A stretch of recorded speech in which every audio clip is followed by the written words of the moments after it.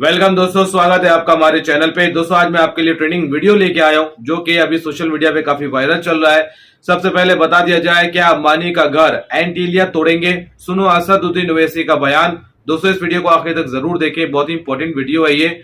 वक्फ board के ऊपर में जो मसले मसाइल चल रहे हैं और मुसलमान जो है इसका विरोध कर रहे हैं कानून का, इसको लेकर के अहम इंपॉर्टेंट वीडियो असदुद्दीन ओवैसी साहब का आता है और वो एकदम डिटेल में चीजें बताएंगे। तो दोस्तों इस वीडियो को आखिर तक जरूर देखें और आगे आप चैनल पे लाइक, सब्सक्राइब, शेयर और अपनी कीमती राय हमारे कमेंट बॉक्स में जरूर शेयर करें। वो जो बंबई में वो बड़ा दौलतमंद है ना, जिसकी औलाद की शादी के चर्चे पूरी दुनिया में चले, बहुत ज्यादा हो गया उसके था ताल्लुक से 2013 में मैंने नाम लेकर कहा, उसका पार्लियामेंट में तकरीर है, वो आगा खानियों का यतीम खाना था। अच्छा, वाकिफ ने कहा कि उस जगह पर कुरान पढ़ाया जाए, तो इस दुनिया के दौलत तरीन आदमी ने उस यतीम खाने को धोखाधड़ी से 20 करोड़ में खरीद लिया और अपना भाई साहब बड़ी बिल्डिंग बना दी।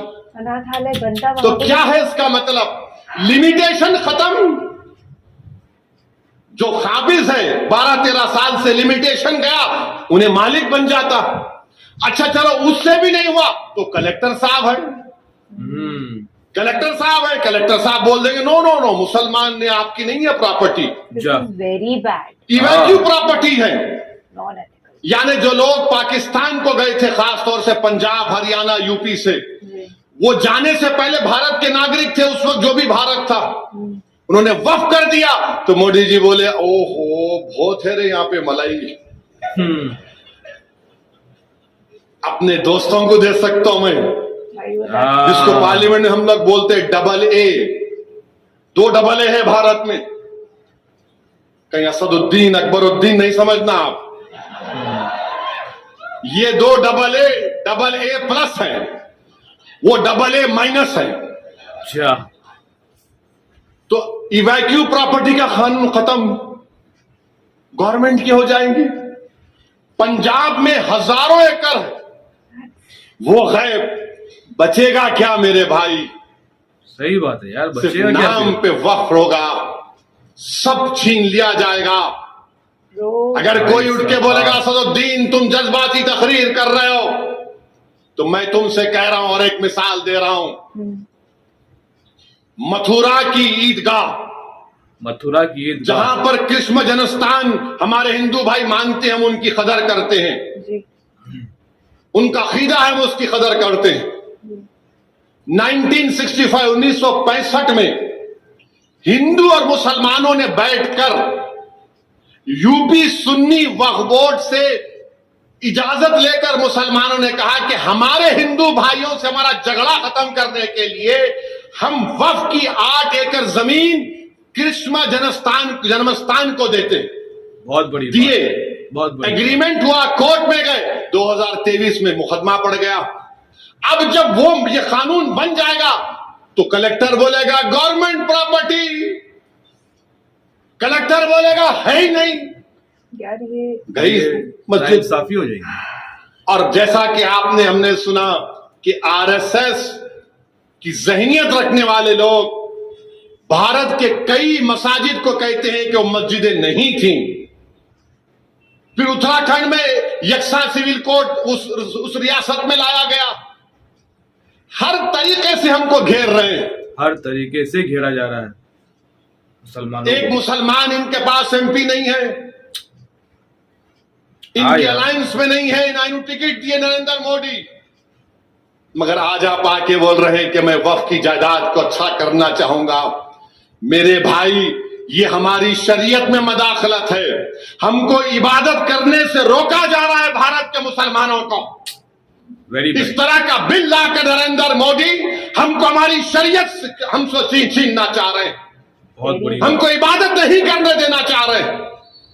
और ये इनके चमचे दुम छल्ले जो रंग बिरंगी कपड़े पहनकर चापलूसी कर रहे हैं, अरे जालिमो, तुम जब मरोगे ना तो तुम्हारे कब्रिस्तान को गवर्नमेंट डिक्लेयर कर दोगे। तुम्हारी बाप की खबर पर कोई अगर महल बना लेगा तो तुम क्या बोलोगे? मत करो चापलूसी हुकूमत वक्फ की।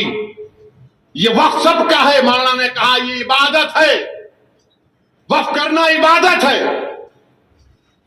मेरे अजीज दोस्तों और बुजुर्गों, आपको, हमको, पूरे मुल्क के लोगों को जो इस मुल्क की खूबसूरती को मानते हैं, इस मुल्क की खूबसूरती इसका भाईचारा है।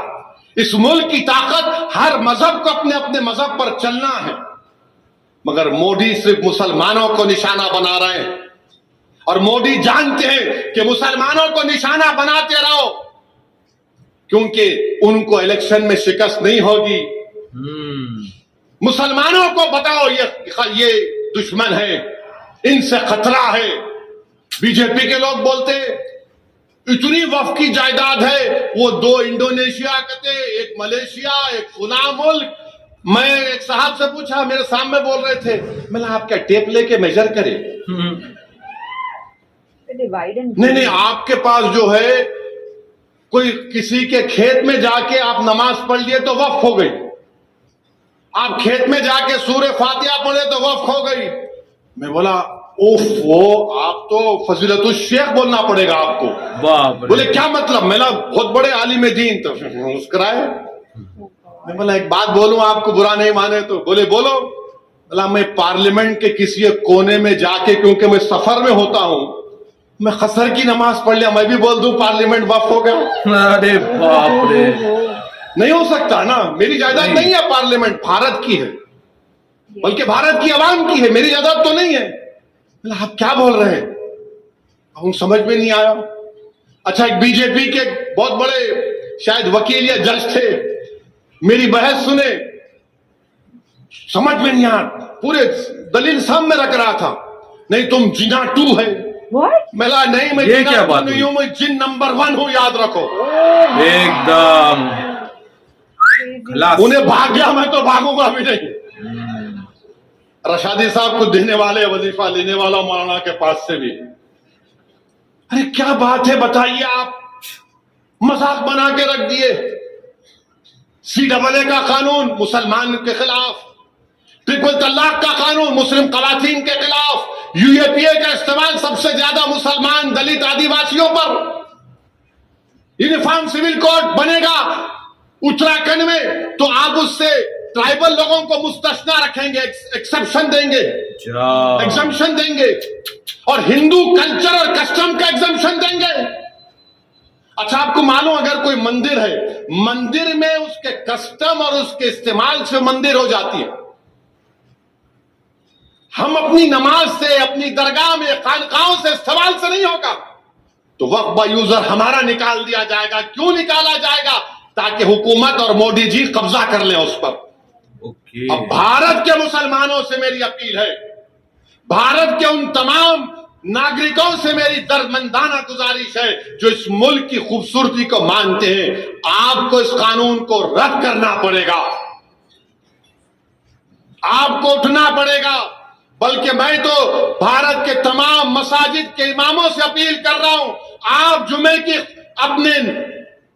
जुमे की नमाज से पहले, जुमे के खुतबे से पहले अपने बयानों में इस कानून की मजम्मत करिए, इस कानून की मजम्मत करिए, बेदार करिए मुसलमानों को जो ख्वाबे गफलत में है अभी तक।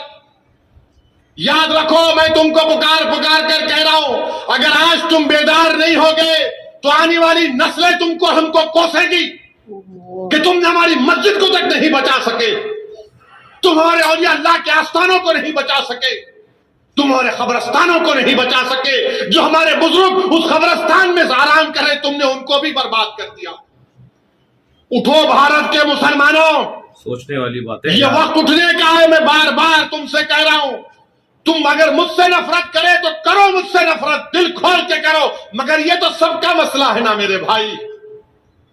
ये कोई जो बंदियों बरेलवियों का हदीस का मसला नहीं है, ये वक्फ का मसला है जो जायदाद अल्लाह के नाम पर है। तुम और हम क्या जवाब देंगे अशर के मैदान में? सही बात है। उस अल्लाह के सामने हम क्या बोलेंगे कि परवरदिगार, जो हम तेरे नाम पे चीज उसको नहीं बचा सके? क्या जवाब दोगे आप और हम? बताओ। तो नौजवानों, बुजुर्गों, मेरी इज्जतदार मां और बहनों, खूब दुआएं करिए और एहतजाज के लिए तैयार रहिए। बीजेपी हरियाणा में हराना है उसको वहां पर इंशाअल्लाह ताला। कश्मीर और जम्मू में खास तौर से बीजेपी को हराना। और याद रखो मुसलमानों, तुम अगर यही समझोगे कि हम नहीं उनको है फुला है, अरे है बाबा, मगर तुम्हारे दरमियान में भी से थोड़े दीवानों को पैदा करो, थोड़े दीवानों को पैदा करो जो तुम्हारी लड़ाई लड़ सके। जालिमों ने पूरे मिलकर एक मर्द मुजाहिद इम्तियाज जलील को हरा दिया और महाराष्ट्र में, क्योंकि जानते थे अगर ये जीतेगा तो सदुद्दीन ओवैसी के साथ पार्लियामेंट में हमारी नींद हराम कर देगा। मेरे अजीज दोस्तों और बुजुर्गों, इसीलिए मैं आपसे अपील कर रहा हूं, अपनी सियासी क़यादत को भी मजबूत करो, पहचानो इन चीजों को। जो वकला है, मुस्लिम वकला, वो सेमिनार करें, वो मस्जिदों के जिम्मेदारों से इजाजत लेकर जुमे के दिन जाकर इस कानून के बारे में बताएं। जो मशाइखीन उज़्ज़ाम है वो अपने खानखाओं में ना बैठे, बल्कि खानखाओं से निकलकर रस्म शब्बीर अदा करने का वक्त है। ये जो लोग यतीम खाने चलाते हैं उनको खतरा है, मसाजिद को खतरा, दरगाहों को खतरा, सब छीन ली जाएंगी, सब छीन ली जाएगी। जिसने इस तरह के कानून बना दिए, मेरे भाई, ये हमारी लड़ाई है, ये हमारी शनाख्त की, हमारी इबादत करने की लड़ाई है। ये अगर आज हम इसमें कोताही करेंगे तो नुकसान किसका होगा आप जान लो, नुकसान हमारा ही होने वाला है, खुदा ना खास्ता। यही चंद गुजारिशात मैंने इख्तिसार के साथ आपके सामने रखा हूं। एहतजाज का जब ऐलान होगा तो एहतजाज पुरअमन होना चाहिए, पुरअमन होना चाहिए, सही और बात। पुरअमन ही होगा इंशाअल्लाह ताला। जिस तरह CAA में हमारी माँ बहनों ने बुर्का पहनकर निकल कर आए थे, जिस तरह हमारे बुजुर्ग हमारी रहबरी कर रहे थे वक्फ को बचाने के लिए, वरना एक मस्जिद हम खो चुके हैं, एक मस्जिद हम खो चुके हैं, और मस्जिदों को, खानकाहों को, दरगाहों को, यतीम खानों को हम नहीं खोएंगे इंशाअल्लाह। तो मेरे दोस्तों, ये था असदुद्दीन ओवैसी साहब का वीडियो क्लिप, जहां पर इन्होंने साफ तौर पर सारी बातें बताई कि किस तरीके से साजिश रची जा रही है मुसलमानों की प्रॉपर्टी को हासिल करने के लिए, उनसे कब्जा करने के लिए। और ये प्रॉपर्टी वक्फ बोर्ड की प्रॉपर्टी है, ये अल्लाह के नाम, ईश्वर के नाम में दान की जाती है, लेकिन इसको किस तरीके से कानून ला करके हत्याया जाएगा और मुसलमानों से ये जमीन को, इन प्रॉपर्टीज को छीना जाएगा, ये सारी बातें पूरी डिटेल पे असदुद्दीन ओवैसी साहब ने बताई, जो कि एक बहुत सोचने समझने वाली बात है। और बहुत अफसोस की बात है कि भाई हिंदू, मुसलमान, सिख, ईसाई जो है वो इस देश में एक है, और मुसलमानों को इस तरीके से टारगेट करके उनकी जायदादों को अपने कब्जा करके, ये कौन सी इंसानियत है भाई? ऐसा तो नहीं होना चाहिए। जो प्रॉपर्टीज वक्फ बोर्ड में है वो प्रॉपर्टीज उन्हीं की है, उन्हीं पे रहना चाहिए। तो इस तरीके का जो मामला हो रहा है ये बहुत ही अपने आप में खराब है। इसको लेकर के पुरजोश तरीके से एहतजाज की अपील की जा रही है, और जो है मुसलमान इस चीज से, इस कानून से खिलाफ है, इसलिए पुरजोश तरीके से जो है वो एहतजाज करेंगे, प्रोटेस्ट करेंगे, ताकि ये बिल पास ना हो, ताकि ये कानून पास ना हो। बाकी दोस्तों, आप इस वीडियो से कितने सहमत है, अपनी कीमती राय हमारे कमेंट बॉक्स में जरूर शेयर करें। मिलते हैं आपसे अगली वीडियो पे, तब तक आप अपना ध्यान रखें।